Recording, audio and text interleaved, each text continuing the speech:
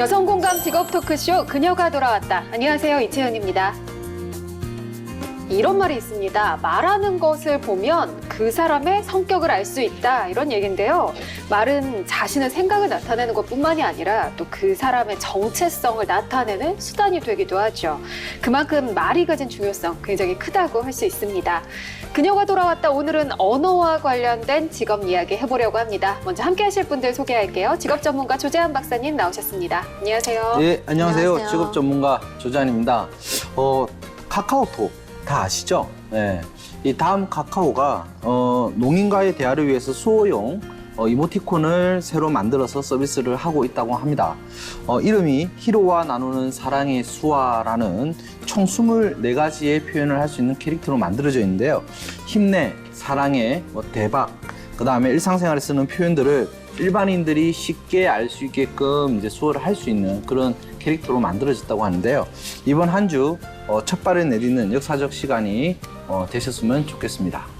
네, 빅데이터 마케팅 전문가 오기자 교수님 함께합니다. 안녕하세요. 네, 안녕하세요. 오 기자입니다. 긍정과 감사의 말이 긍정적인 결과를 가져온다는 말이 있죠. 오늘 빅데이터 키워드, 비전과 희망 키워드를 함께 하도록 하겠습니다. 네, 사회부의 장성민 기자님 함께합니다. 안녕하세요. 안녕하세요. 네, 안녕하세요. 장성민입니다. 회사를 잘 다니고 있는 저도 항상 미래에 대한 직업 고민을 하는 것 같아요. 누구나 이제 미래 직업에 대한 고민을 할 것 같은데 그 고민에 대한 좋은 정보를 전달해 줄 수 있도록 노력하도록 하겠습니다. 네, 자, 앞서서 말씀드린 것처럼 오늘은 언어와 관련된 직업 알아볼 텐데요. 그 전에 잠시 말에 대한 이야기 함께 네. 좀 해볼게요. 다들 자기만의 말투가 있잖아요. 그리고 우리 사족이라고 하죠. 네. 필요 없는 말인데 저도 지금 사실 이런 말 저도 자주 네. 쓰는데 진짜 또 요즘 아이들은 이제 막 이런 말 굉장히 많이 쓰더라고요. 뭐 내가 생각하는 내 말투의 특징 어떤 거 있으세요? 저도 이거 굉장히 좀 고민을 많이 했는데요.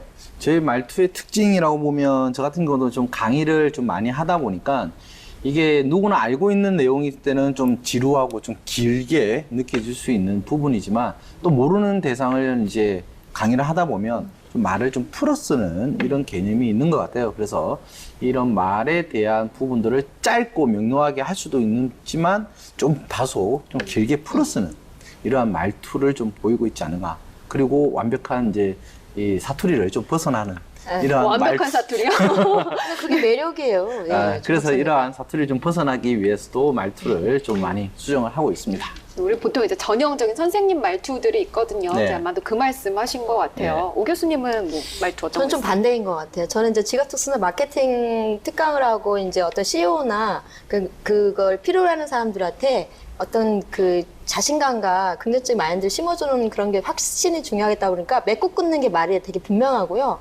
또 말에 파워가 좀 많다 보니까 우리 말에도 온도가 있다고 하잖아요. 그래서 좀 차갑고 약간 그런 그 딱딱하게 느껴질 수 있는데 이제 귀에는 쏙쏙쏙 들어온다고 하더라고요. 근데 이제 중간에 제가 이해되십니까? 라고 물어봐요. 그래서 안 되면 다시 설명을 하죠. 그러니까 하면서 다시 설명하는 게 있는데 그래서 이제 그런 부분 때문에 톤을 좀 한 톤 낮추고 좀 더 웃으면서 얘기하려고 좀 많이 노력하고 있습니다. 네, 장 기자님은요?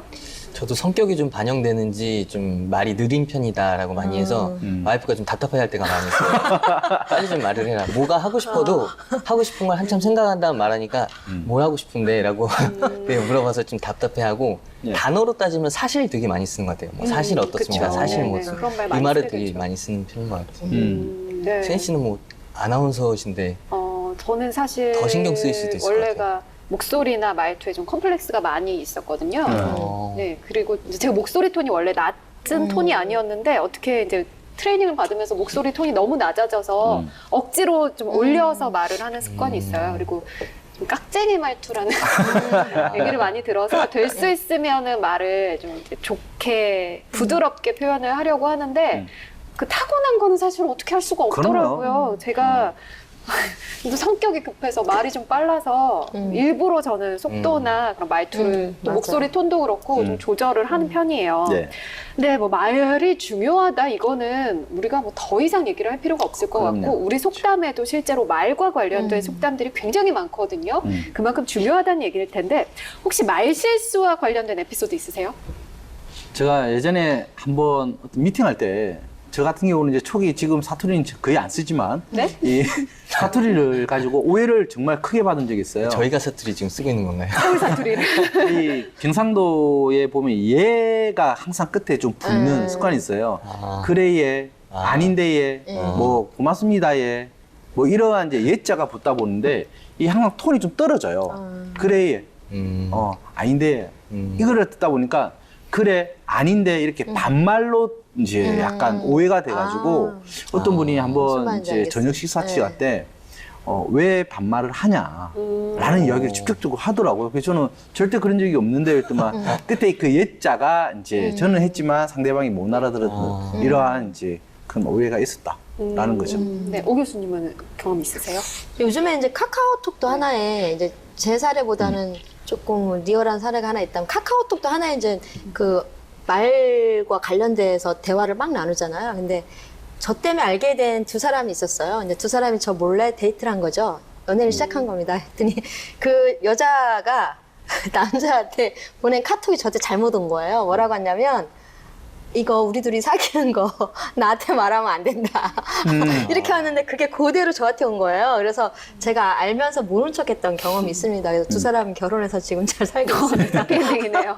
장 기자님은 경험 있으세요? 저도 제가 직접 한 건데 이제 요즘에는 문자로 대화를 많이 하다 맞아요. 보니까 문자를 보내는데 제가 아는 선배가 이제 음식점 창업을 했는데 자기는 굉장히 좋은 아이템이라고 해서 대박 날 거라고 했는데 주변 사람들 볼 때 이게 좀 아니라고 생각을 해서 제가 같이 아는 지인한테 농담 반 진담 반으로 3개월 못 갈 거라고 그 문자를 아유. 그 사람한테 보낸 거예요. 세상에, 아이고야. 세상에. 그래가지고 제가 그거를 사실 뭐 수습이 안 되죠. 뭐 사실. 그럼요. 네, 그래서 지금은 약간 대면대면해졌어요. 네, 그래서 사이가 멀어졌는데 보낼 때 항상 좀 신중해야 되는 것 같아요. 그거 말고도 뭐 회사 단체방에 뭐 개인한테 보내야 되는 거 보내기도 하고 요즘엔 그런 실수 맞아요. 원체 많아서. 네. 제가, 최씨는. 아니, 제가 이렇게 등에서 땀이 나려고 하네요. 아, 그런 게 그 있었구나. 순간이 정지되는 그거 느낌이잖아요. 어떻게 삭제가 안 되더라고요. 그러니까요. 그쵸. 일단 가면. 저는 말 실수는 특별히 기억에 나는 게 없는데 예전에 굉장히 중요한 국가 행사를 진행을 하러 갔는데 누가 잘못 써준 거예요. 확인을 안 하고. 근데 정당 이름이 바뀌어서 저한테 온 거예요. 그 이제 어떤 분을 소개를 해야 되는데 근데 내비 소개가 사실 행사에서는 가장 그렇죠. 중요한 굉장히 거거든요. 크죠. 엄청 순서나 예민하죠. 뭐. 심지어 예. 그분이 수상자였어요. 그래서 저는 써 있는데 내가 아는 분이 아닌가 하고서 확인을 했어요. 근데 맞다는 거예요. 뭐 그대로 가는 게 맞대요. 그래서 했는데 그분이 굉장히 기분이 나빠하시면서 나온 적이 있어서 그럼요. 저는 그렇게 알고 있었는데라고 얘기를 했는데 뭐 들리지가 않죠. 그 얘기는. 그렇죠. 그래서 그때부터는 제가 원래 핸드폰을 이렇게 안 들고 다니다가 그때부터는 그냥 들고서 제가 직접 확인하는 확인하고. 습관이 생겼어요. 굉장히 좀 중요한 부분이라. 사실 우리가 뭐 이런 나의 말 실수, 나의 말 이런 것도 있지만 가끔 좌우명이나 이런 거 얘기할 때 혹은 좋은 이야기를 할 때 명언 같은 것도 많이 사용을 하잖아요. 또 특히 이제 위인들은 명언을 많이 남기는데 뭐 이런 명언 정말 멋있다라든가 아니면 영화나 드라마에서 참 이 대사 괜찮았다 이렇게 생각하시는 거 혹시 장 기자님 뭐 있으세요?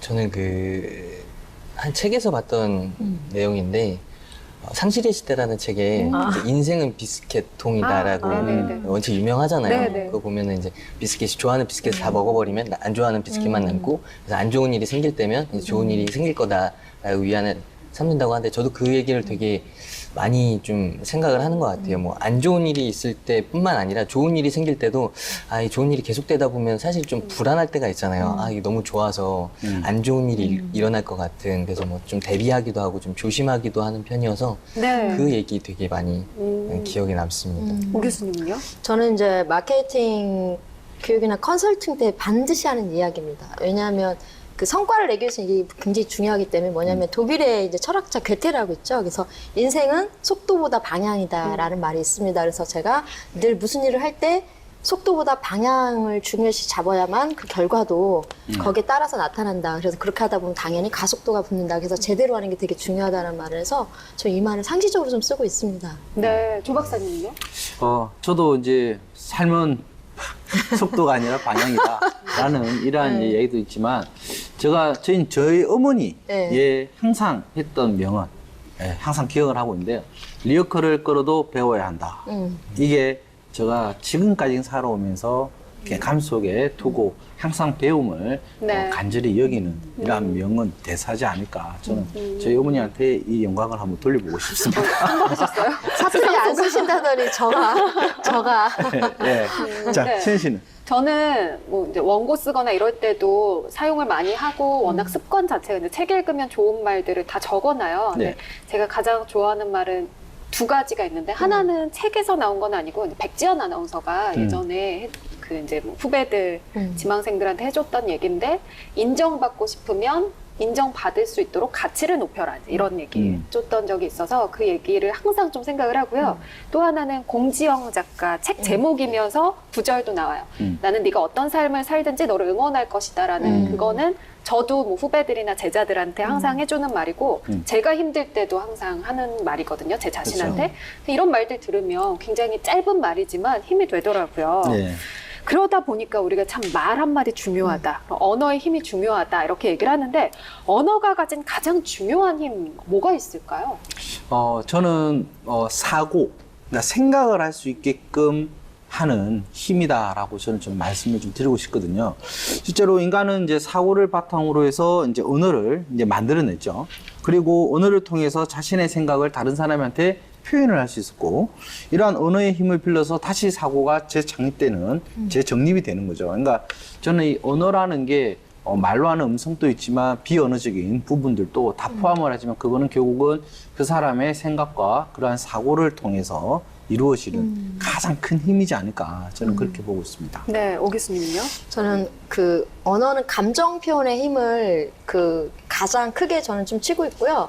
또 그걸 통해서 가장 중요하게 변화되는 게 가치를 변화시킬 수 있다고 생각하거든요. 그래서 한 인터넷 그 동영상 제작하는 업체가 2분짜리 동영상을 해서 화제가 됐던 영상이 있는데 거기에 보면 그 노인이 이제 동냥을 하는데 나는 장님입니다. 도와주세요. 그러니까 아무도 그 사람을 발견도 못하고 도와준 사람이 없었는데 지나가던 아가씨가 그 문구를 좀 바꿔주죠. 같은 내용인데. 그래서 뭐라고 하냐면 아름다운 날이군요. 근데 저는 볼 수가 없습니다. 라고 하니까 그때부터 사람들이 동전을 막 다 모아서 결국에는 그 말이 주는 영향력에 대해서 나왔던 게 있는데 저 이런 부분에 있어서 참 가치를 같은 표현인데 어떻게 표현에 따라서 완전히 달라지게 만드는 힘을 갖고 있다라고 좀 봅니다. 네, 장 기자님은요? 저는 가장 큰 힘은 소통이라고 생각을 해요. 언어가 갖고 있는 가장 큰 힘은 소통인데 성경에 보면 이런 부분이 나오거든요. 이제 사람들이 신의 영역에 도전하기 위해서 이제 하늘보다 높은 탑을 쌓자라고 그렇죠. 해서 하나님께서 이거를 무너뜨리고 사람의 언어를 섞어 놓는다는 얘기가 나오잖아요. 섞어 놓으니까 소통을 할 수가 없다라는 건데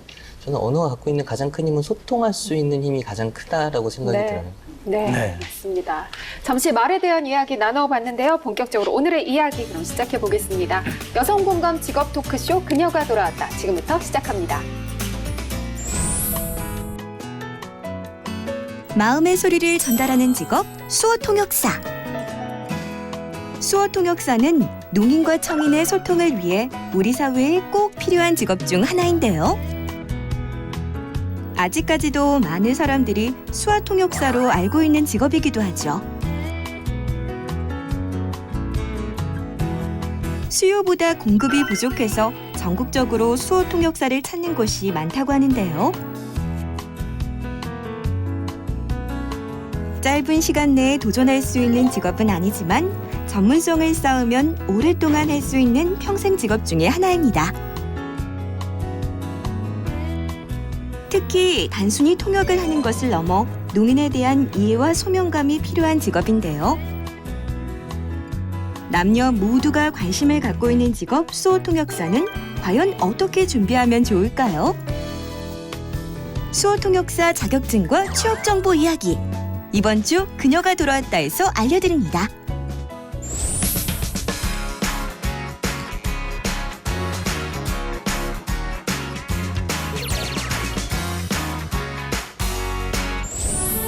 네, 이번 주에 만나볼 직업 바로 수어 통역사입니다. 우리에게는 그동안 수화 통역사로 네. 더 많이 알려진 직업이죠. 월요일은 빅데이터로 알아보는 키워드 분석, 화요일에는 자격증 정보와 취업 전략, 그리고 수요일은 현역으로 활동 중인 여성 직업인을 만나서 직업 현장의 생생한 이야기 나눠보겠습니다. 자, 빅데이터 키워드 분석 전에 잠시 이야기 나눠볼게요. 박사님. 수어 통역사의 직업 사전적인 의미 어떤 건가요? 지금 이제 한국 직업 사전에도 보게 되면 이제 수화 통역사로 아주 또 표기가 돼 있고요. 수어 통역사로는 아주 이제 번역이 안 되는 그치. 이 구조긴 합니다. 그래서 이 보게 되면 이제 농인과 청인의 대화 소통을 돕기 위해서 음성, 그다음에 수화, 그다음에 지화를 사용해서 통역하는 직업을 우리는 수어 통역사다라고 말씀을 드릴 수 있고요. 이 관련해서 수행 직무를 뭐 다 알고 있는 내용이겠지만 첫 번째로 보게 되면 농인과 청인에게 통역에 대해서 안내하고 그다음에 수수 통역사를 소개하는 이러한 이제 직무를 수행하게 되고요. 두 번째는 화자 옆에 서서 이제 음성 통역을 이제 하는 일들을 하게 되고요. 그다음에 세 번째로 수어 통역을 사용하여 이제 농인과 청인의 대화를 통역하고 마지막으로 네 번째 농인과의 많은 대화를 통해서 특유의 간접적 표현을 익히는 이러한 직무들을 수행을 하고 있습니다. 네. 그렇군요. 장 기자님, 그러면 수어 통역사와 관련된 뉴스는 나온 게 있나요? 예, 제가 좀 한번 찾아봤는데요. 아무래도 지난달에 대통령 선거가 있다 보니까 선거와 관련된 수어 네. 통역사 관련된 뉴스들이 좀 많이 있는 편이었고, 수어 통역사 부족으로 이제 선거 방송이나 이런 부분에 있어서 좀 이 국민의 기본권인 선거권을 갖고 있는 농인들에 대한 배려가 부족했다라는 지적을 하고 있는 기사들이 좀 눈에 띄었고요. 네. 그리고 그 전달인 4월 달에 이제 4월 20일 날 장애인의 날이 있었죠. 그래서 수어나 이제 수어 통역사와 관련된 뉴스들이 그때 좀 찾아볼 수가 있었는데, 뭐 그들의 인터뷰 기사라든가 그들의 어떤 직업 현장, 어떤 애환, 노고 이런 것들을 좀 다루는 기사들이 눈에 띄었고요.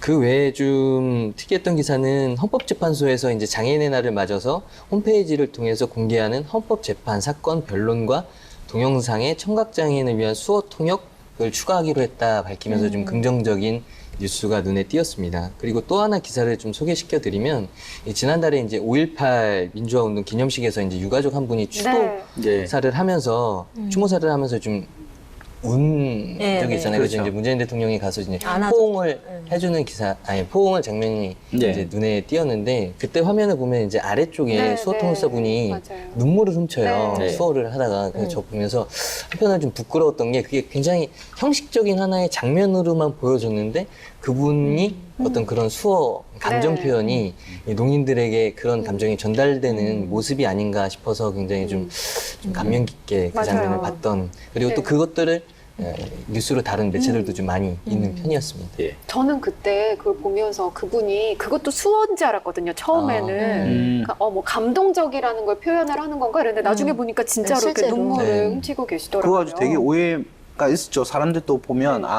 이제 문재인 대통령이나 그분하고 이제 눈물을 흘린다라는 것을 표현하려고 네, 네. 했던 건지 아니면 실제로 계속 눈물을 훔치고 계셔가지고. 근데 나중에 실제로 보니까 눈물을- 실제로 눈물을 그렇죠. 흘리고 있더라고요. 네. 그러면 이 수어 통역사라는 직업에 대해서 사회적인 시선은 어떤가요? 많이 좀 개선되고 발전됐다라고 볼 수 있을 것 같아요. 예전에만 해도 수어 통역사 관련 분들이 이제 자원봉사자로 오인하시는 분들이 굉장히 맞아요. 많았다고 해요. 근데 이제 전문 직업인으로서 많이 이제 인식을 하고 있다라고 그만큼 많이 발전했다라고 보여지고, 그리고 이제 2015년에 한국 수화 언어법이 국회에서 제정이 되면서 관련 어떤 법규라든가 장치들이 많이 좀 수반돼서 발전하고 있는 상황에서 수어 통역사에 대한 사회적 인식도 많이 발전하고 있다. 하지만 앞으로 갈 길이 좀 네. 멀리 있기는 하다. 이렇게 좀 정리를 할 수 있을 것 같습니다.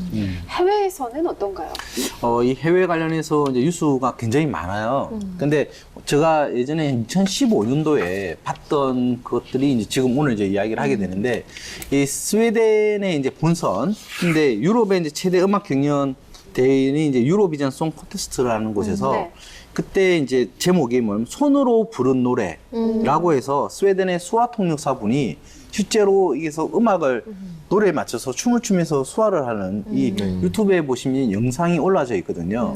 이 영상을 한번 보시면 정말 눈물과 감동이 그대로 네네. 전달되는 부분이고, 이 수화 통역사의 뭐 음악계의 뭐 마이클 잭슨이다 라고 할 정도로 음악을 했는데, 유튜브 보시면 우리나라처럼 그 조그만하게 우측 화면에 나가는 게 아니라 이 가수와 동급으로 화면이 같이 움직여요.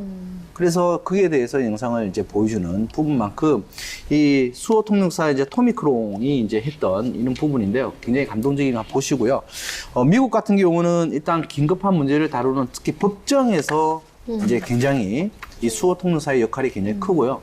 우리나라처럼 이제 매일 다시 자격증을 다루겠지만 이런 급수 부분들을 좀 더 세분화 시켜가지고 이 법정 전문 수호 통역사 자격증을 별도로 제공을 함으로써 그 전문성을 이제 좀 더 전문화하고 세분화시켰다라는 부분이고요.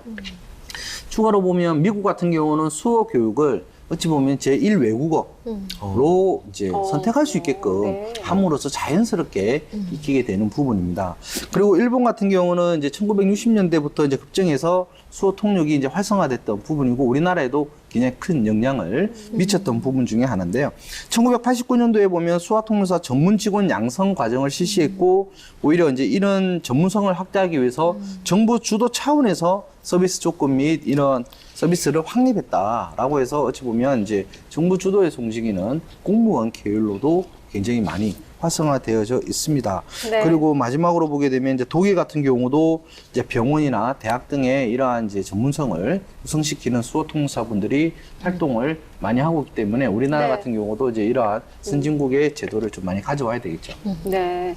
수어 통역뿐만 아니라 이 통역이라는 직업에 도전을 할 때 주의해야 하거나 고려할 점 어떤 것들이 있을까요?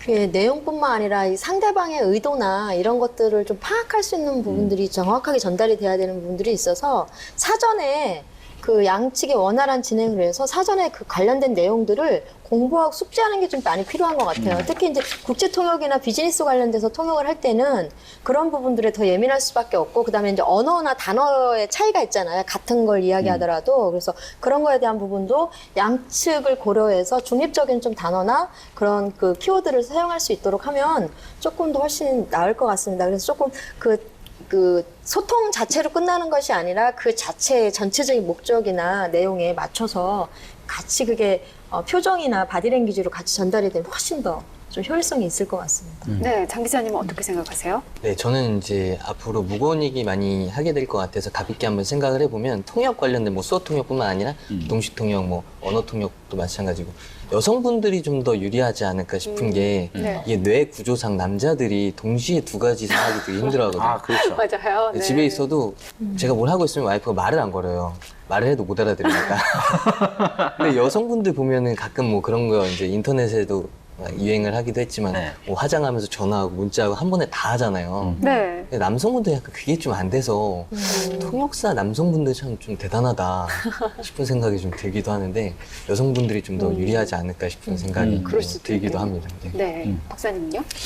저도 이제 저도 소통이라는 아주 중요한 매체를 가지고 움직이다 보니까 어쨌든 그냥 자격증을 취득하고 그냥 단순히 표현하는 게 아니라 자기의 감정과 그 사람의 상황, 여러 가지 문화 이런 것들을 다 반영을 해야 되겠는데 네. 문제는 그 사람 또 이야기하는 방식에 자기 감정이 실리는 건데 전달해주는 수호 통역사가 오히려 그게 무표정하게 전달이 된다. 이건 굉장히 큰 위험한 일이겠죠. 그래서 실제로 자격증 취득도 중요하지만 그거를 통해서 정말 소통을 해줄 수 있는 매개 역할로서의 이 수호 통역사가 되는 게 중요하다라고 저는 말씀드리고 싶네요. 네, 수어 통역사에 대해서 잠시 이야기 나눠봤고요. 본격적으로 빅데이터 키워드 분석을 통해서 보다 자세한 직업 정보 살펴보겠습니다.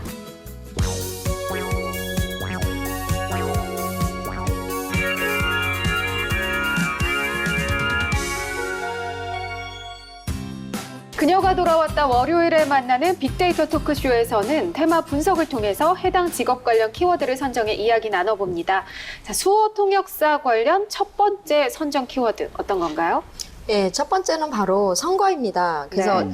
아직 이제 수화에서 수어로 바뀐 지가 얼마 안 돼서 수화 통역사로는 데이터가 많이 부족했고요. 그래서 이제 수화 통역사로 전체 테마 분석을 했는데 2위에 선거가 언급이 됐습니다.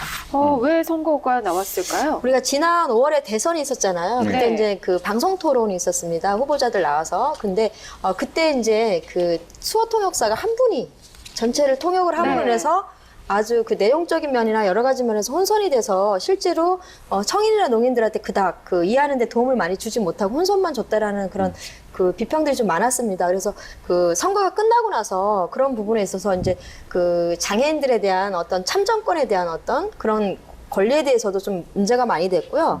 또 이런 부분들이 또 뭐 뉴스나 드라마였다면 어떻게 보면 그냥 뭐 지나칠 수도 있는 문제였을 수도 있겠지만 사실 선거다 보니까 어떤 표를 한 표를 사용할 수 있는 굉장히 중요한 내용이었잖아요. 이제 그럼에도 불구하고 너무 대안 없이 기존의 방식대로 진행이 됐다라는 부분에 있어서 많이 언급이 됐습니다. 그래서 이런 부분에서 이제 수어통역사 전체 이외에 선거가 언급된 것으로 좀 볼 수가 있겠습니다.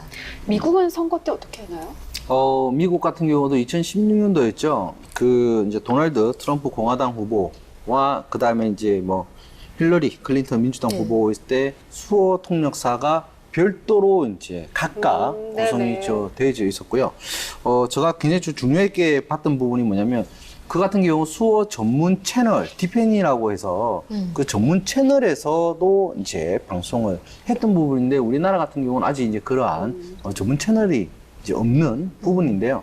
이 같은 경우 이제 양 화면에 클린턴 있고 이제 트럼프 있고 했을 때 거의 한 4분의 1 정도가 이 수어 통역사 분이 3분이 나오셨어요. 그 네, 후보는 사회자까지. 후보는 2분인데 이제 사회자까지 포함을 해서 총 3분이 거의 4분의 1 화면을 차지할 정도로 해서 직접적인 의견을 제시했던 이런 부분이기 때문에 우리나라도 정말 외면받는 것보다 그거를 전면으로 나서서 정말 그분들의 이제 농인분들을 위한 이러한 대우를 보여주는 게 맞지 않을까 저는 그래 봅니다. 수어 통역 화면에 대한 이야기도 많이 나온다고요? 예, 개선에 대한 이야기가 끊임없이 나오고 있는데요. 몇 가지 좀 정리를 해보면 일단 첫 번째로는 이 수어 통역사분들 원안에 가둬서 잘 보이지 않는다라는 네, 비판의 소리가 있고 그래서 실제로는 방송사에서 원안이 아니라 밖에 수어 통역사분을 노출시키는 경우도 있거든요. 근데 이제 그것뿐만 아니라 굉장히 화면에서 작게 비춰지기 때문에 실제로 손 모양이 잘 보이지 않는다는 어떤 그런 개선의 목소리가 많이 나오고 있어요. 뭐 박사님께서 얘기해 주셨다시피 외국 같은 경우에는 정말 화면에 뭐 정말 반 가까이 차지할 그렇죠. 정도로 수어 통역사 분을 크게 비추는 경우도 많이 있는데 그런 거에 비교해 봤을 때 우리나라는 방송에서 수어 통역사 분들이 너무 작게 표현되고 있어서 실제로 농인들이 이제 뭐 현실적인 얘기는 큰 텔레비전을 산다고 해요. 잘 보이지 않아서 인치가 좀 큰 텔레비전을. 그래서 그런 여러 가지 이제 작게 보인다는 개선의 어떤 목소리가 많이 나오고 있는 상황입니다. 네. 저도 방송을 볼 때 유심히 안 봐서 그동안 못 느꼈다가 기사를 보면서 그렇겠구나라고 생각이 들었는데 이 수어 통역사 화면 어떻게 하면 좋을까요? 일단 뭐 지금 뭐 기술이 워낙 많이 움직였던 부분이고 제가 이거를 아까 미국 사례를 좀 보면서 이 수어 전문 채널을 하나 해서 왜냐면 워낙 많은 뉴스들이 나오고 거기서 활동하시는 통역사분들이 많잖아요. 그러니까 전문 채널을 하나 만들어서 운영하는 것도 어떨까라는 생각을 가지고 실제로 그 아닌 분들이 볼 때는 또 그 화면이 너무 크게 나왔을 때 오히려 또 보는 거에 대한 이제 뭐 인권이든지 뭐 참여권을 이제 어찌 보면 이제 방해하는 구조가 되잖아요. 그래서 아예 화면 이 부분에 설정할 수 있는 기능을 둬서 화면을 이제 키우게 하고 작아지게 하고 하는 부분들을 좀 빨리 뭐 적용을 한다면 그나마 그분들에 대해서 좀 손 모양이라든지 원활하게 볼 수 있지 않을까 저는 그렇게 좀 생각을 합니다. 시각장애인 화면 해설 방송 같은 경우에는 리모컨에서 간단한 조작만 하면 볼 수가 있는데 그 청각장애인을 위한 방송 이렇게 해서 만들어도 괜찮겠네요. 네. 근데 그게 사실 이제 그 법적으로 2012년도에 그 장애인들이 사실 소송을 걸었던 게 있습니다. 그래서 소송을 걸어서 결과가 어떻게 나왔냐면 30%까지는 이제 화면이 확대가 됐는데 그것조차도 너무 작다라는 거죠. 기존보다는 30%로 확대가 됐음에도 작아서 사실 그때 요구했던 게 뭐였냐면 전체 화면의 6분의 1 정도는 그 화면의 크기를 그 조절을 해달라고 요청이 됐는데 사실은 아직도 그게 반영이 안 되고 있는 부분들이 있어서 사실 그런 부분들도 어느 일정 정도는 좀 규제나 의무화를 좀 할 필요가 좀 있다라는 생각이 듭니다. 그래야만 실행이 될 수 있을 것 같아요. 네네. 장 기자님 어떠신가요? 저도 말씀하신 것처럼 박사님 말씀하신 것처럼 이게 무턱대고 뭐 외국 사례를 따라해서 크게 하는 게 능사가 아니고 분명히 이제 아닌 분들의 어떤 시청권이라든가 이런 시각에 대한 부분도 고려를 해야 되기 때문에 좀 선택과 집중을 해서 좀 잘 슬기롭게 대처를 해야 될 필요가 분명히 있다라고 생각이 듭니다. 네. 대중문화에서도 수어나 수어 통역사 다루고 있는 경우들이 있죠?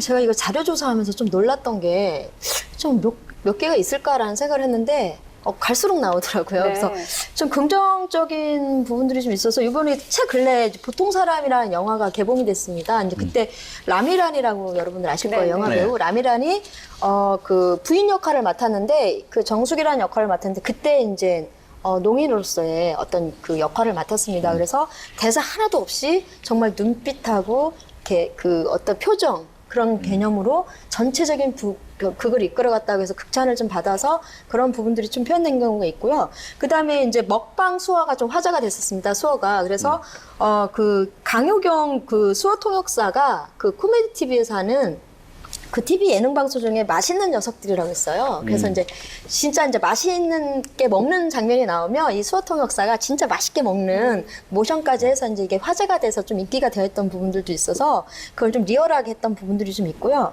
그 다음에 이건 제가 오늘 하나 추가로 하는 건데 그 목소리 형태라는 일본 애니메이션 영화가 개봉된 게 있어요. 근데 거기에 그 감독 있고 이제 원작자가 있는데 그 원작자의 엄마가 그 농인이었던 거죠. 그래서 그 수화에 대해서 너무 이제 잘 알고 있어서 여기 주인공도 이제 그 농인이거든요. 그래서 거기에 그 남자 이 친구가 이제 농인이라는 것을 놀리던 남자애와 나중에 이제 커서 로맨스를 이루는 뭐 이런 내용들로 진행이 되는데 이런 부분 때문에 어떤 그 수어에 대해서도 사람들한테 좀 긍정적인 이미지나 그거에 대해서 얼마나 그 소중함이 있는 것인지를 좀 객관적으로 전달하는 아주 좋은 기회가 좀 됐던 것 같습니다. 네, 첫 번째 키워드는 선거였고요. 두 번째 키워드 어떤 건가요? 네, 두 번째 키워드는 바로 장애인입니다. 그래서 네. 수화 통역사 첫 번째 테마로 분석을 했을 때 1위가 바로 장애인이었습니다. 그래서 네. 수화나 수화 통역 전체 테마 분석에서는 역시 장애인이 네. 1위로 언급이 좀 됐습니다. 뭐 당연한 거겠죠? 네, 당연한 거죠. 그래서 그 수화 통역이나 뭐 지금 바뀐 말로 말하면 이제 수어 통역이라고 말을 하는데 사실 이게 필요한 이유가 우리가 청인이나 농인들의 어떤 원활한 소통을 위해서 사실 필요한 부분이고 이분들한테는 굉장히 삶과 밀착되어 있는 중요한 부분이다 보니까 굉장히 좀 필요한 부분이고 그리고 외국에 가면 사실 영어 못 알아듣고 불어 못 알아들으면 답답하잖아요. 그러니까 우리가 그때 예전에 했던 말 중에 그런 말 있잖아요. 이렇게 저기 뭐라고 하죠? 그 까막눈? 까막눈이라는 표현을 쓴 적이 있었잖아요. 왜냐면 못 알아듣고 눈으로 보고도 무슨 뜻인지를 모르니까. 그래서 그런 느낌하고 거의 같기 때문에 이런 부분에서 이제 수어 통역사 역할이 상당히 중요한 부분이라고 생각이 됩니다. 그래서 장애인들하고는 뗄래야 뗄 수 없는 관계라고 할 수가 있겠죠. 네. 박사님, 요즘 네. 베리어 프리라는 말 많이 쓰고 있죠? 그렇죠. 이 유래를 잠시 이제 한번 확인해 보면 1974년도에 유엔 장애자 생활환경 전문가 회의에서 우리가 베리어 프리 디자인, 즉 장벽 없는 건축 설계에 네. 대한 이 보고서가 이제 발표되면서 생긴 개념이다라고 좀 봐야 될 것 같은데요. 원래는 건물이나 이제 거주 환경에서 층을 없애는 등 이제 장애가 있는 분들이 생활하는데 이제 물리적 제한을 없앰으로써 편하게 지내게 하자라는 측면에서 이제 했는데 지금은 건축학 외에서도 다양한 생활 분야에서도 활용이 되고요. 예로 보게 되면 텔레비전이나 이제 신문 등 커뮤니케이션의 문화 정보를 하는 이 전달 장벽, 그 다음에 차별과 편견, 그리고 장애인의 뭐 자신의 의식까지, 그러니까 자신들의 이제 의식도 장벽이다 생각하고 무너뜨리자라고까지 이제 확산하면서 굉장히 큰 이슈화를 부르면서 지금 확산되고 있다라고 해야 될 것 같고요. 지금 뭐 장애인에서부터는 이제 뭐 장애인만의 문제가 아니라 고령자까지도 네. 이제 그 전 연령층이 확산되고 있다라고 보시면 될 것 같습니다. 영화에도 베리어 프리가 적용되고 있다고요? 네, 그 많은 관객들을 히트했던 영화 아가씨가 네. 베리어 프리로 제작이 돼서 이제 상영이 됐었는데 결론적인 평가에서는 굉장히 불편했다라고 나왔고 사실 청인들도 있고 농인들도 있다 보니까 그런 부분에 있어서 그 전문 용어로 말하면 이제 그 개방형 구조라고 하더라고요. 그래서 폐쇄형으로 하면 각각 자기에 맞게끔 들을 수가 있는데 근데 그런 부분에서 오히려 혼란을 줘서 좀 불편했다라는 좀 부분이 있었고요. 그래서 전에 이제 도가니에서도 이제 청각 장애인 찐권 침해에 관련돼서 나왔었잖아요. 그렇죠. 이런 것들에서도 이제 그 내용을 잘 알 수가 없어서 실제로 청각 장애인들이 그 영화를 봐야 되는데 실질적으로 그 내용을 잘 알 수 있는 부분들이 별로 없었다고 해서 아직까지 이제 우리나라가 이 베리어 프리에 대해서 아직은 좀 되게 미흡한 기술력과 제도적인 부분에 있어서 좀 어려움이 있다라는 부분이 현실입니다. 예. 네. 수어 관련돼서 기술은 지금 어느 정도 발전됐나요? 예, 저도 이제 이걸 조사하면서 반성을 좀 많이 했습니다. 네. 제가 이런 분야에 이렇게 관심이 없구나라고 했는데 그 반성을 하게 된 게 굉장히 뛰어난 기술들이 많이 나와 있어서 좀 놀란 편이었고요.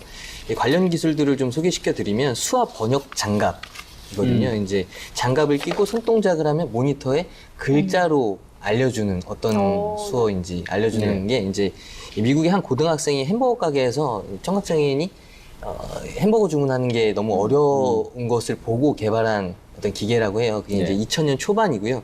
이후에 계속해서 발전을 하면서 이제 손의 동작을 글자로 알려주는 걸 넘어서 이제 소리로 알려주는 정도로 발전이 됐고, 우리나라에서 만든 수화 번역기도 있습니다. 이제 네. 2004년 카이스트에 다니던 강효진 씨가 특허 출연한 기계인데요. 이 기계는 손에 착용하고 점자를 이렇게 인식을 하면 점자를 소리로 바꿔주고 그리고 네. 소리를 점자로 바꿔주는 기계거든요.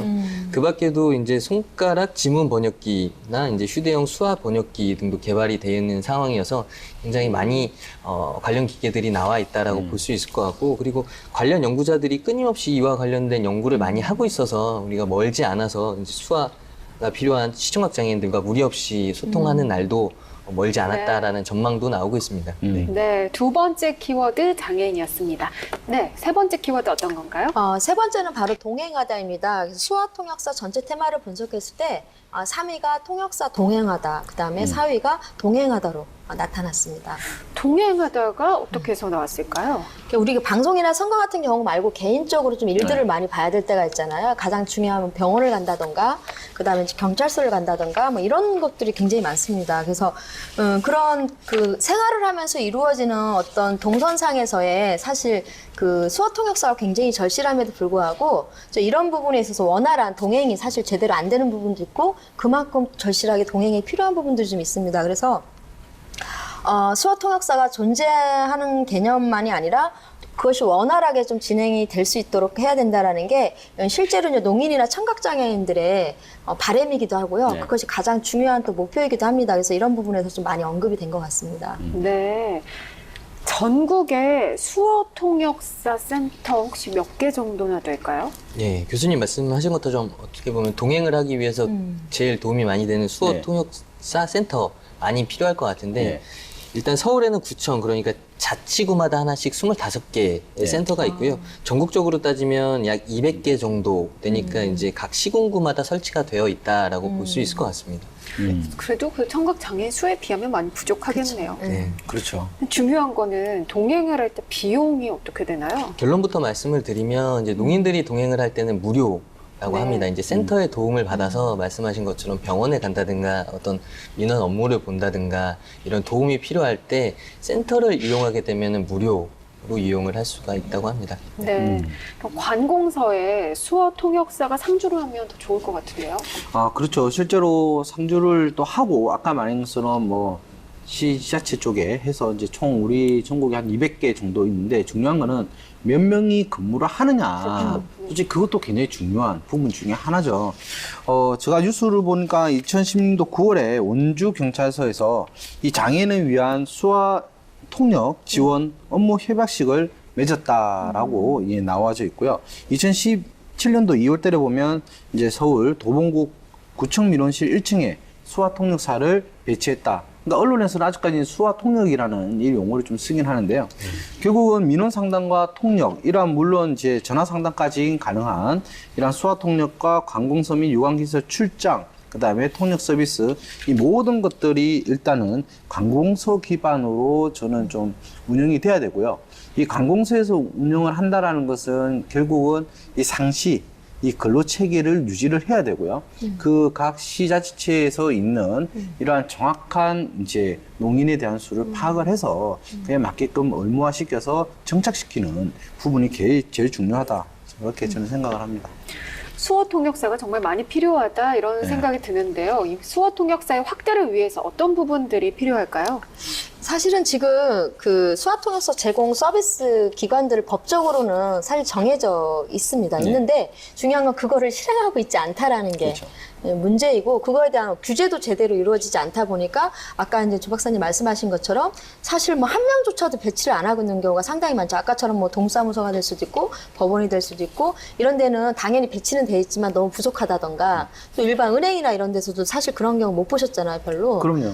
실제로 이제 필요한 생활 동선에서 그런 것들이 지켜지지 않는 부분들이 좀 있어서 좀 그런 부분에 있어서 규제를 좀 강화할 필요가 있겠다. 그래서 그런 부분들이 있고요. 또 하나는 다행인 거는 그것이 이제 교원 자격증이 이제 그 시행이 됩니다. 시행이 되고 중고등학교의 이제 선택 과목으로 이 수어 관련된 것이 과목이 시행이 되기 때문에 좀 이런 부분에 있어서 이제 수어 통역사가 많이 이제 활발하게 활성화될 수 있는 계기 마련이 좀 되는 것 같아서 그나마 좀 다행이다라는 좀 생각을 해봅니다. 네, 장 기자님은 어떻게 보시나요? 저는 사회적인 공감대가 필요하다. 저도 이거 조사를 하면서 참 이런 쪽에 내가 무지했구나라는 생각을 했는데 많은 사람들의 관심이 필요할 것 같아요. 그 관심이 필요하고 그 관심이 모아져야 또 관련 시설이라든가 관련 어떤 네. 서비스가 발전하는 만큼 사회적인 공감대와 관심이 좀 필요할 것 같다라는 생각이 듭니다. 네, 조 박사님은요? 공공기관 일자리 확대 뭐 여러 가지 지금 이슈들이 많잖아요. 그 중에서 일단 관공서에 관련된 일자리에 대해서 수어 통역사에 대한 의무 배치 부분들도 제가 보니까 정말 좀 준비를 해서 이걸 알려야지 말 그대로 이분들도 움직이지 그렇지 않으면 실제로 그 보호자분들만 정말 고생을 하는 맞아요. 부분들이거든요. 또 당사자들도 마찬가지고요. 따라서 제일 많이 움직이는 부분이 이제 병원 네. 쪽인 것 같죠. 그게 병원이고 그다음에 여러 가지 생활권인데요. 이러한 뭐 경찰, 방송, 민간, 관공서 등에서 각 부분에 맞게끔 전문가를 육성시키고 해서 세분화되고 전문화된 부분들에 대해서 의무화시키는 거. 그거 말고는 실제로 요 관련해서 뭐 확대를 위한 어떠한 부분들도 필요하지 않지 않나 저는 그렇게 생각을 합니다. 네, 빅데이터를 통해서 수어 통역사에 대한 자세한 직업 정보 살펴봤습니다. 네, 지금부터는 수어 통역사에 대해서 보다 자세한 직업 평가를 통해서 직업 전망 살펴보겠습니다. 장 기자님, 보상 부분부터 살펴보죠. 예, 수어 통역사로 취업을 했을 때 초기 수입 한 150만 원 전후로 형성이 되어 있다라고 볼 수 있을 것 같습니다. 네. 이제 보통 협회를 통해서 취업을 하는 경우가 많다고 하고요. 그 외에 이제 프리랜서로 활동하시는 분들은 이제 수입 측정하기가 좀 애매한 부분이 있어서 평균적으로 보면 150만 원 전후로 네. 형성이 되어 있다라고 볼 수 있을 것 같습니다. 네, 이번에는 상중하 평가해 보겠습니다. 세 분 전문가께서 보시기에 이 직업이 어떤지 상중하로 평가를 해주시면 됩니다. 자, 먼저 직업의 고용 안정성, 조 박사님 어떻게 평가하실 건가요? 고용 안정성 측면에서 보게 되면 현재는 어쨌든 고용 의무화의 제도 바뀌다라는 형태겠죠. 그러다 보니까 지금 이제 프리랜서, 그 다음에 이제 파견, 그 다음에 뭐 계약, 시간근 이러한 형태의 이제 고용 형태를 많이 띠다 보니까 실질적으로 고용의 안정성 측면에서는 좀 불안정한 부분이긴 합니다. 하지만 이쪽에 관련된 수요에 대한 전문성이 워낙 뛰어나다 보니까 어찌 보면 일회성이 아니라 그래도 꾸준하게 갈 수 있다라는 이러한 이제 장점을 제가 곁들여서 고용 안정성의 평가는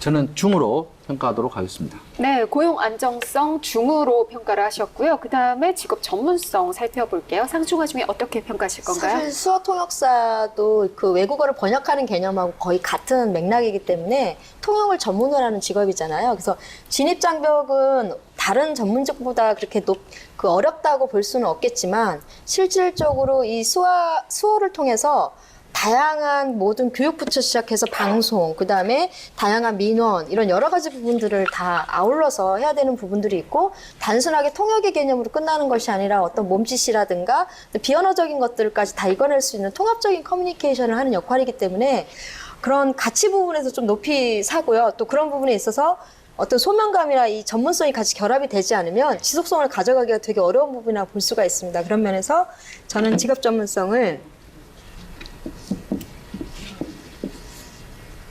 상으로 평가를 했습니다. 직업 전문성 상으로 평가를 하셨고요. 고용 평등 어떻게 평가하실 건가요? 또 이 같은 경우도 이제 뭐 우리가 TV 시청하면 남성분도 나오고 여성분도 나오지만 그래도 아직까지 여성분들의 비율이 굉장히 높은 편이고요. 이 같은 경우는 남성이나 여성분이나 해서 수어 통역을 하는데 차별을 가져가는 요소는 전혀 없습니다. 그렇고 실제로 여성분들이 또 동시 통역이라든지 멀티태스킹, 그다음에 감정 표현 이런 여러 가지 활동 측면에서 좀 더 우위를 좀 보이지 않냐라는 측면이고요. 어쨌든 평등성 측면에서는 전혀 문제 없다라고 평가를 하고요. 저희 평가는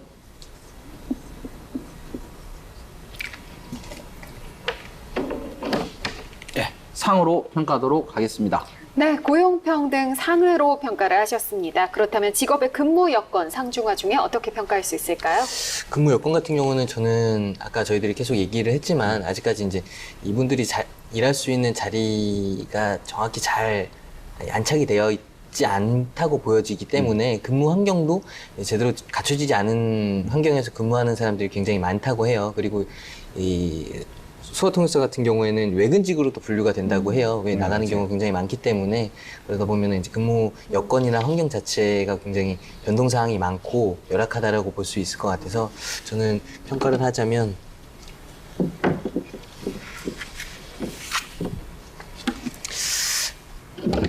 아쉽지만 좀 하루 좀 평가를 하고 싶습니다. 네, 근무 여건은 하루 평가를 하셨습니다.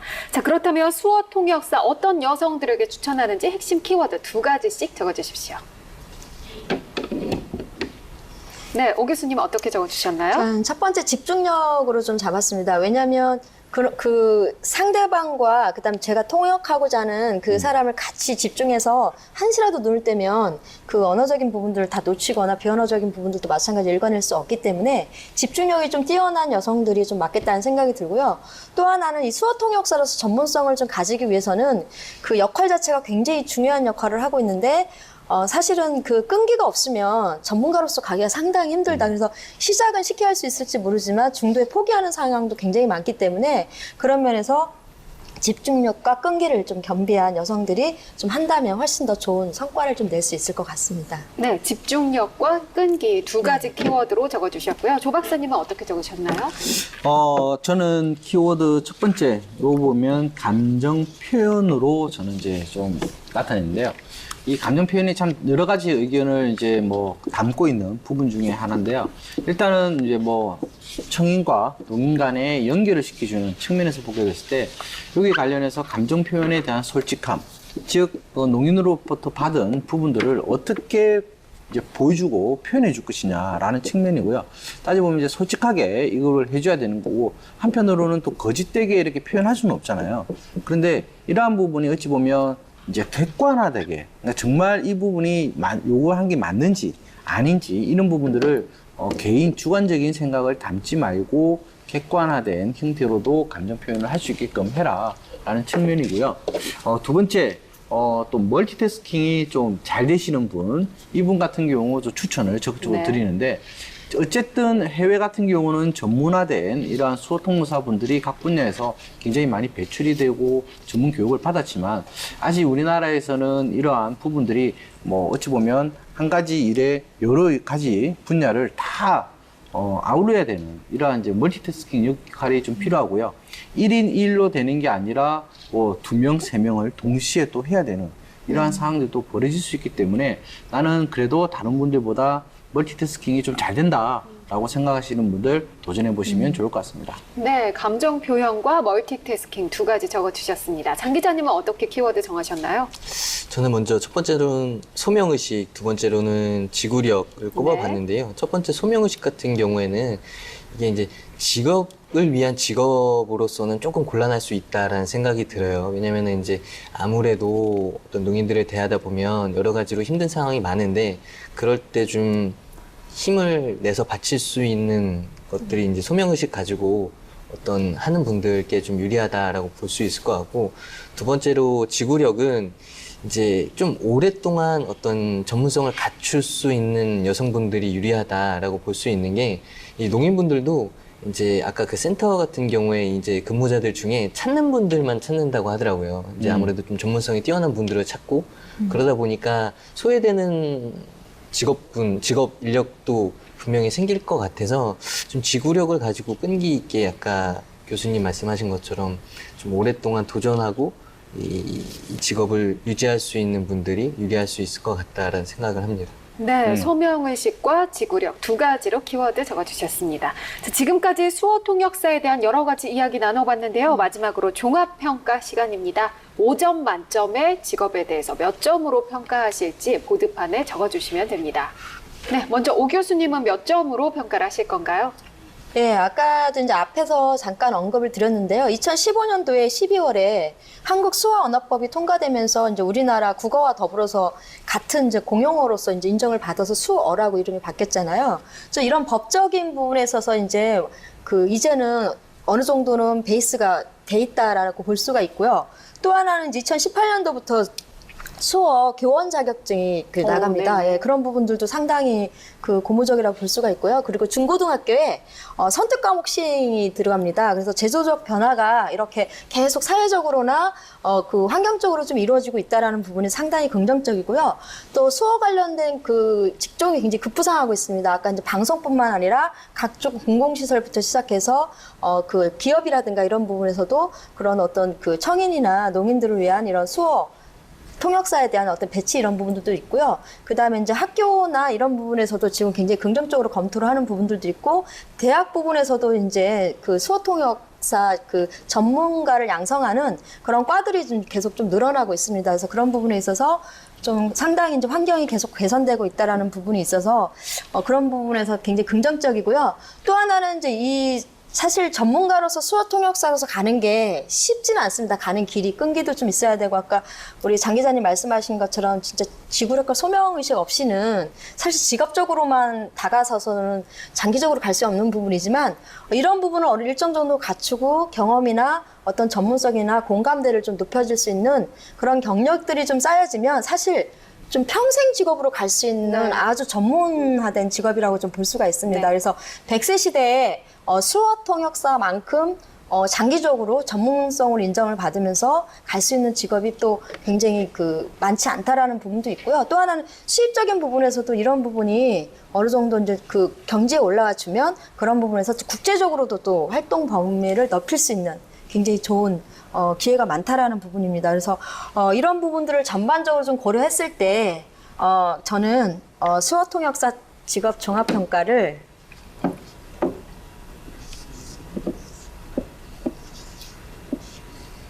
4.5점으로 드리고 싶습니다. 그래서 나머지 0.5는 개인적으로 소명감과 끈기성, 지속성을 좀 가져갈 수 있기를 바라면서 그것이 채워지면 5점이 될 수 있을 거라고 생각이 됩니다. 네, 5점 만점에 4.5점으로 평가를 하셨습니다. 네. 조 박사님은 어떻게 평가하실 건가요?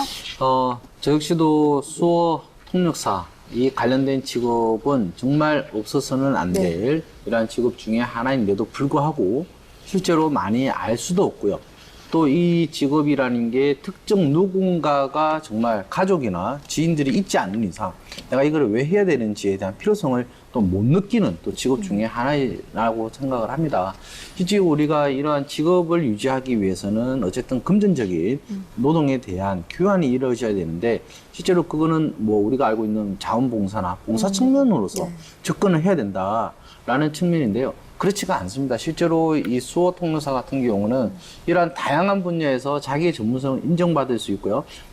앞서서 이제 오 교수님 말씀하신 것처럼 이런 장기적인 이제 100세 시대 또 120세 시대를 우리가 대비할 때 나이가 들어도 그에 대한 수요는 똑같게 이제 발생할 수 있는 부분이고 자기 전문성은 오히려 더 크게 늘어날 수 있다라고 할 수가 있습니다. 우리가 제2 외국어 해서 다른 나라 시험을 보고 어학 점수 이런 부분들을 많이 따긴 하지만 그것보다 실제로 우리 주변에 있는 이 사람들을 위해서 할 수 있는 언어 이거를 가장 손쉽게 할 수 있는 직업이고요.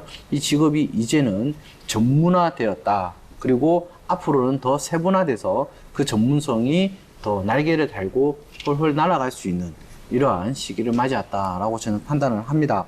그리고 누구나 쉽게 생각할 수 있지만 결코 다른 직업처럼 3개월, 6개월 단기적으로 공부해가지고 되는 부분이 아니라 아주 좀 장기적인 목적으로 가는 부분인 만큼 그만큼 도중에 포기하시는 분도 많지만 그 외로 그걸 이겨냈다면 그에 맞는 정말 진정성 있는 직업인으로 거듭나실 수 있다. 저는 그렇게 판단을 합니다. 그리고 우리가 말하는 그 소통, 이 소통에 대한 감정 표현과 여러 가지 사항들을 이겨내시고요. 이제 곧 정부도 이제 좀 약간 생각을 해야 되겠죠. 장애인을 위한 의무화 이런 부분들이 무조건 중요한 부분이지만 시행을 하지 않는다면 의미가 없겠죠. 정부와 이러한 이제 미디어 매체 발달로 인해서 이런 수요는 더 크게 일어날 것이다라는 긍정적인 전망, 그리고 전문 직업인으로서의 종합 평가를 해서 저는 5점 만점에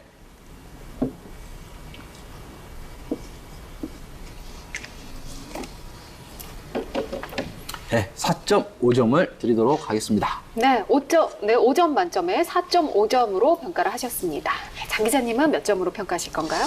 예, 저도 뭐 비슷한 생각일 것 같은데요. 일단 수요와 공급적인 차원에서 보자고 하면 일단은 수요는 굉장히 많이 필요한데 공급적인 차원에서 많이 부족한 게 사실이거든요. 그리고 그런 기반 시설이라든가 환경 자체가 좀 부족하기 때문에 앞으로 뒤집어서 생각해보면 그런 쪽으로 많이 발전될 거다라고 보면 어떤 그 수어통역사 직업인들의 발전 가능성, 업무 역량 이런 것들이 발전적으로 보여지고요. 두 번째로 보면 전문성을 갖췄다라는 전제하에 정말 100세 시대에 맞춰서 오랫동안 직업을 유지할 수 있는 직업이고, 그리고 그 직업을 유지하는 동안 하면 할수록 좀 자기가 느끼는 성취감이나 이런 것들이 굉장히 많을 것 같아요. 보람이라든가 이런 것들이.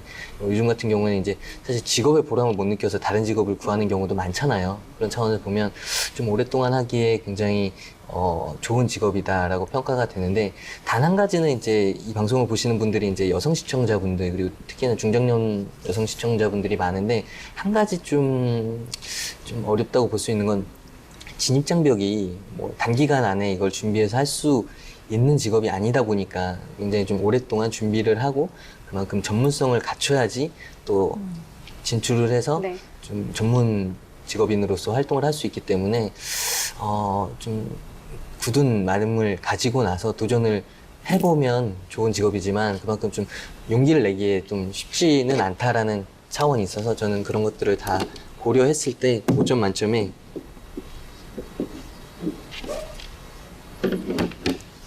4점으로 평가를 하겠습니다. 네, 5점 만점에 4점으로 평가를 하셨습니다. 네, 수어 통역사 오늘 첫 번째로 알아봤는데요. 앞으로의 가능성 그리고 또 필요성은 정말 크다는 생각이 듭니다. 아직은 조금 부족한 부분들이 있는데 제도적으로 보완이 되고 사회적인 인식도 바뀐다면 수어 통역사는 그냥 좋은 직업이다, 전망이 좋다, 그렇죠. 이렇게 얘기할 게 아니라 반드시 사회에 필요한 직업이라고 이야기를 할 수 있겠죠. 좀 더 자세한 정보 저희와 이번 주 함께 하시면 또 더 많이 얻어가실 수 있습니다. 오늘 좋은 말씀 해주신 두 분 고맙습니다. 네, 감사합니다. 감사합니다. 네, 오늘 저희가 준비한 내용은 여기까지입니다. 내일은요, 수어 통역사 관련 자격증은 어떻게 취득을 하고 또 취업 전략은 어떻게 세워야 하는지 자세한 정보 알아볼 테니까요. 내일도 저희와 함께 해주시기 바랍니다. 저희는 내일 다시 돌아오겠습니다. 고맙습니다.